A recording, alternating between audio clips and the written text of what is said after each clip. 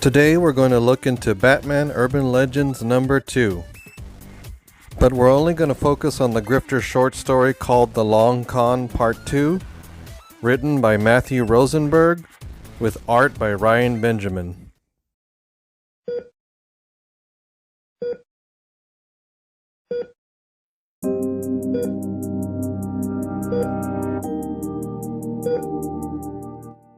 Still recovering from his near-fatal encounter with Mr. Freeze last issue, Grifter lays in a hospital bed.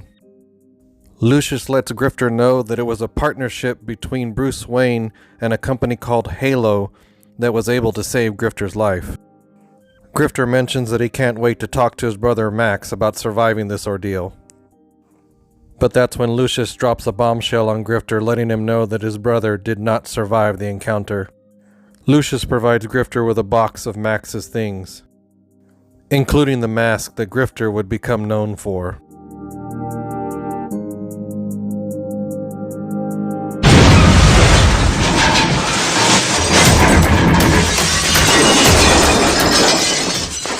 In modern day, Lucius and Grifter are not having such a quiet moment. Having survived their little crash, Grifter realizes that they're not out of the woods yet, as more goons are on the way.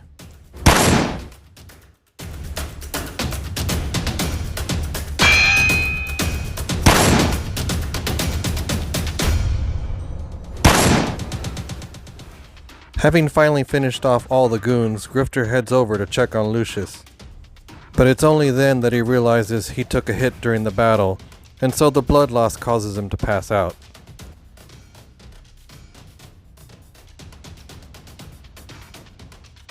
Grifter wakes up to the sound of that same person who's been speaking into his earpiece, and also surrounded by paramedics.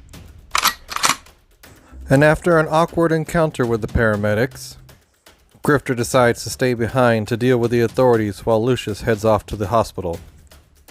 But as the authorities prepare to take Grifter in, Grifter sees another paramedic team arrive. And that's when he realizes those were not real paramedics Lucius is left with.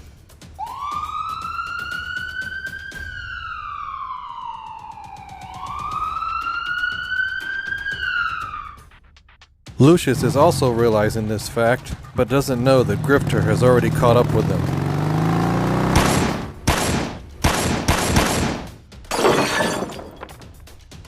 And with that crisis averted, Grifter prepares to take Lucius to the real hospital.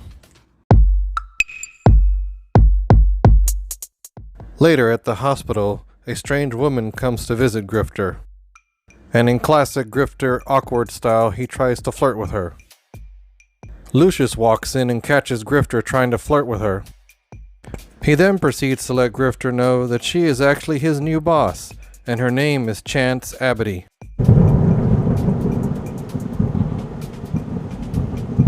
A few nights later, Grifter is approached by a strange man.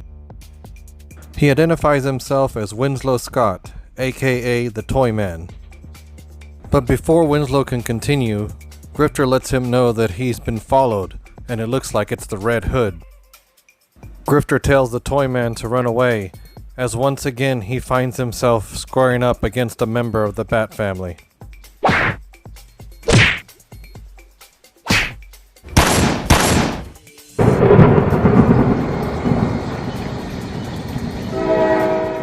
The two men struggle as a train is approaching, but then Grifter seems to get the upper hand.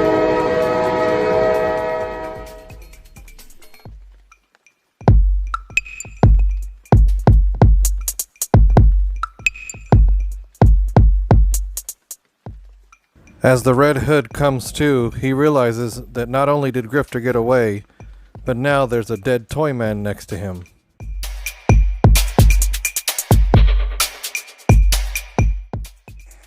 And there you have the Grifter short story in Batman Urban Legends number 2. I'm really enjoying this story a lot.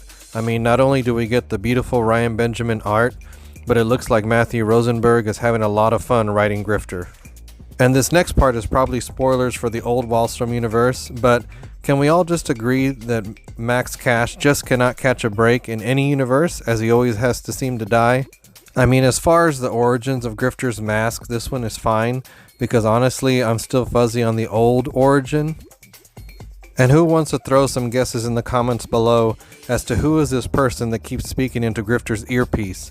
I personally am putting my money on Noir, who's from the second Wildcats book, but you know, that might be a long shot. It just depends on who Rosenberg went back into the archives and dug up, but I guess we'll see. And lastly, they do make another allusion to Lord Imp, so again, I can't wait to see what he looks like in this iteration and how Hela's going to play a part in this whole story. So if you like this video, be sure and hit like, and please subscribe, because I'm going to continue covering this story as well as some of the other random appearances in the DCU of Wildstorm characters, and I'm going to continue to do the old Wildstorm stuff as well. So until then, we'll see you next time.